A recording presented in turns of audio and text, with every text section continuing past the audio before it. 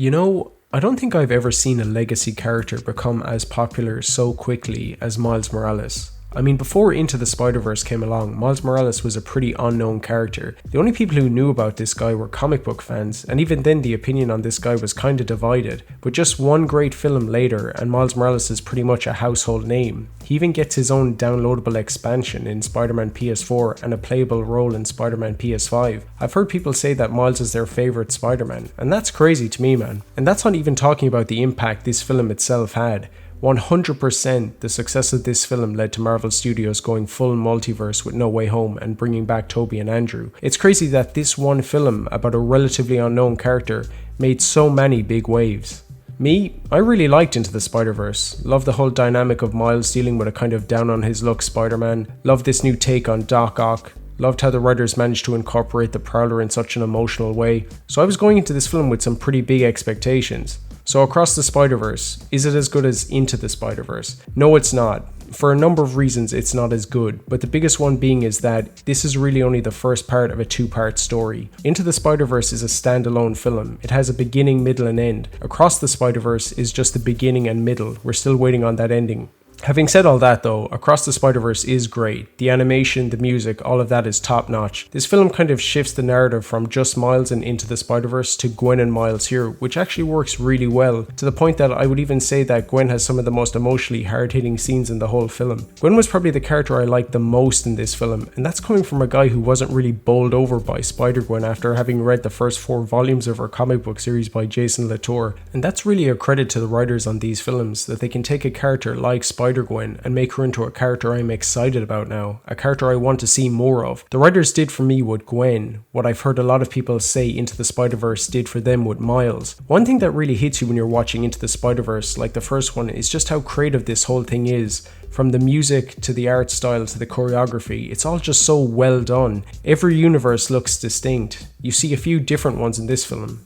You instantly know Gwen's world from Miguel's and Miles. You really have to appreciate the amount of effort that went into this film by the animators. Even the scenes that need to be there, recapping information from the first film, are really well handled. Gwen's recap story between her and the Peter Parker from her Earth right at the start is probably one of the best scenes in the whole film. Sitting there watching Across the Spider-Verse makes you realize just how uninspired the more live-action Spider-Man films have been lately. There was this one scene in the first half where Gwen and Miles are talking on top of a building, and as Gwen moves to walk under a ledge, the camera kind of pivots and flips the whole skyline upside down. And I remember just being so impressed with that one little scene and how it was done, and then immediately thinking, why don't the Marvel live-action Spider-Man films do things like this?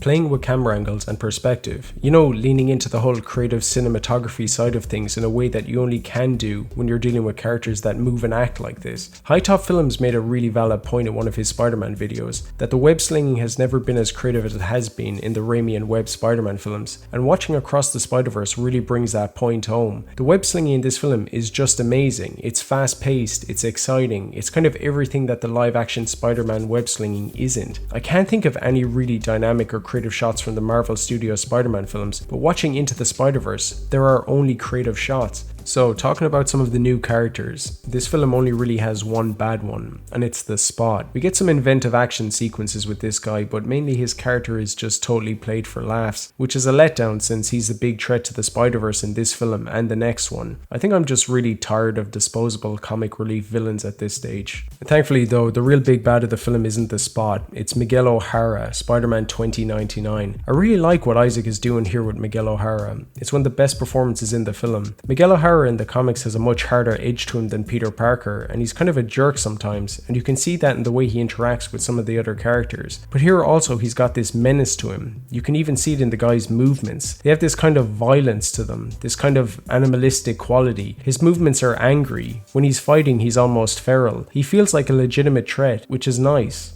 If you're hoping for more Richard B. Parker this time though, you're kind of out of luck. He shows up about halfway through and he doesn't nearly get as much to do here as he did in the first one. A lot of the characters from the first one aren't actually here, which isn't exactly a bad thing either. More characters are introduced in their place, like Spider-Man from India and Punk Rock Spider-Man. So while I liked Across the Spider-Verse, I did have some problems with it, the biggest being the audio mixing, and Jesus, never have I missed so much dialogue in a film. During a lot of the action sequences, I couldn't hear what any character was saying. I thought this was just a problem with my local cinema, but apparently this is just a problem with the film in general. The opening scene with Gwen playing the drums, couldn't make out a word she was saying. The big action scene in Mumbattan, could not hear a single word over the music and sound effects. For a film as well made as this, it's really surprising these audio problems weren't flagged in development or even in the early audience screenings. This does need to be fixed for the home release, 100%. My second issue with this film is that I don't think the story really gets going up until about halfway through, until Miles meets the other characters in the Spider Society headquarters. Up to that point, I feel like some of the scenes just kind of drag on a little too long. The action scenes in the first 1/3 of the film do a lot to keep the pace up, but I feel the story doesn't really get interesting until Miles meets Miguel and the actual stakes are set. Gwen is the character that's driving the story, at least in the first half. She's the more proactive protagonist in this film. She's the one tracking the spot and working with the other characters while Miles is dealing with his own family stuff. So Miles isn't really engaged in the bigger story till about halfway through. So I've seen some blowback about the ending to this film, but honestly I think the ending really works. Instead of ending the film with a kind of an action showdown, it's a more slow, tense ending that really works to set up the next film. We get a really satisfying ending to Gwen's arc here with her dad, and the final twist that Miles isn't on his own Earth is really unexpected. And then seeing Uncle Aaron back with a young Prowler who's actually Miles on this Earth, that's interesting and not a direction I saw the film going in. Man, I feel like I need to talk about the cameos in this film, because there are a lot of them. Practically every Spider-Man is in this film, even the live action ones. Nice seeing Spectacular Spider-Man again.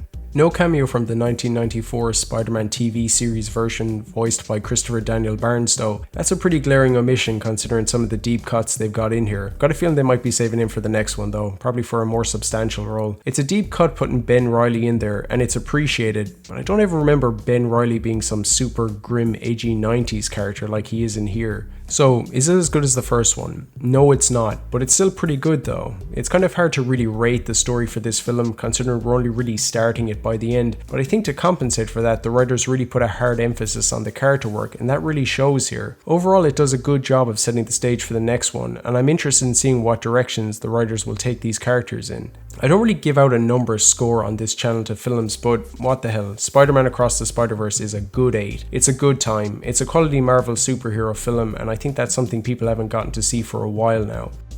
I was just done writing this script when I saw this article, and I just thought I'd mention it. Sony have plans for Miles Morales in live action, and honestly the only thing I can really say about that is, slow your roll a little. You've got a successful character here in Miles. Don't just go shoving him into every film and project you've got going on. Just let Miles continue on in his own animated films for now. I know that these plans probably include Miles teaming up with Tom Holland's Spider-Man, and all I can say about that is, don't do it. Peter Parker is like 17 years old at the end of No Way Home. He's just finishing high school. Do you know how young you'd have to make Miles for that dynamic to work? And on top of that, we've basically had only one Peter Parker Spider-Man film where he isn't being mentored by another hero. Give it a few years. Wait until Tom Holland is ready to hang it up and then start thinking about bringing in Miles. Sorry, rant over. Let me know what you think about Across the Spider-Verse in the comments below. Like, share, subscribe, all that jazz. And as always, thanks for watching.